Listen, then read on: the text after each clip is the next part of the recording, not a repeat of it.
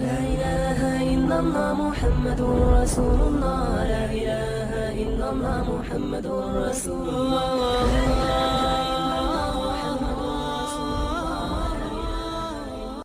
عیسائیوں کا نظریہ یہ ہے کہ تثلیث کے قائل ہیں، تثلیث کے قائل ہیں۔ اللہ تبارک و تعالیٰ نے اس نظریے کو ارادہ فرمایا ہے کہ تثلیث کے قائل سے کیا مراد ہے، یعنی تین کے مجموعے کو خدائی میں شریک ٹھہراتے ہیں، یعنی یہ سمجھتے ہیں کہ اللہ تبارک و تعالیٰ کا جو دنیا کا نظام چل رہا ہے یہ خود کو خود نہیں چل رہا، بلکہ تین کے ملنے سے یہ کام چل رہا ہے۔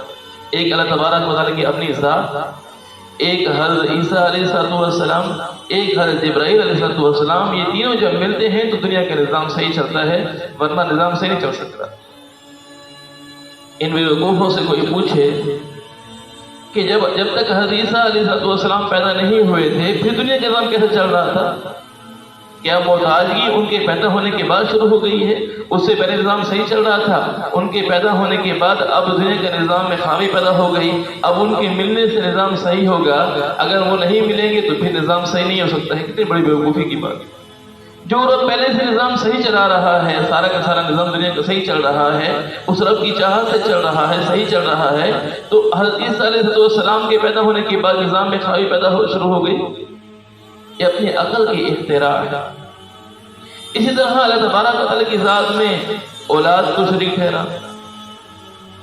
امریکہ کی ایک ریاست ہے جارجیا، وہاں کا ایک پادری، یہ جب ہندوستان پاکستان اکٹھا تھا برصغیر، تو وہاں پر دہلی کی شاہی مسجد کے دروازے پہ کھڑے ہو کر ایک پادری جو جارجیا کا رہنے والا تھا، وہاں وہ لوگوں کو بڑے دلائل دے رہا تھا اور کہہ رہا تھا کہ حضرت عیسیٰ علیہ السلام اللہ تبارک و تعالیٰ کے بیٹے ہیں۔ اس بات پر بڑے زور شور سے دلائل دے رہا تھا۔ سارے لوگ اس کی بات کو بڑے توجہ سے سن رہے تھے اور لوگ کوئی جواب دینے والا تھا ہی نہیں وہاں پر۔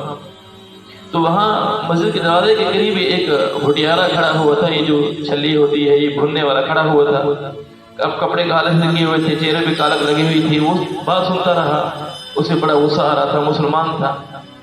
کافی دیر کے بعد وہ سامنے آیا اور اس نے آ کر اس پادری سے کہا کہ یہ بتاؤ کہ اللہ تبارک و تعالیٰ کے کتنے بیٹے ہیں؟ کہنے لگا کہ اللہ تبارک و تعالیٰ کا ایک ہی بیٹا ہے، حضرت عیسیٰ علیہ السلام۔ تو وہ کہنے لگا کہ دیکھو میں سارا دن یہاں چھلیاں بھونتا ہوں اور میرے 14 بیٹے ہیں، میں چھلیاں بھونتا ہوں سارا دن یہی کام کرتا ہوں اور میرے 14 بیٹے ہیں کہ اللہ تعالیٰ کو اگر اولاد کی ضرورت تھی تو اللہ تعالیٰ اتنا کمزور تھا کہ اللہ تعالیٰ مجھ سے بھی گیا گزرا تھا، اس کا ایک ہی بیٹا ہے۔ جب یہ کہا تو وہ منہ دیکھتا رہ گیا کہ یہ تو عجیب بات ہے کہ اللہ تبارک و تعالیٰ کی ایک ہی اولاد ہے اور اس کی 14 بیٹے ہیں، یہ منہ دیکھتا رہ گیا۔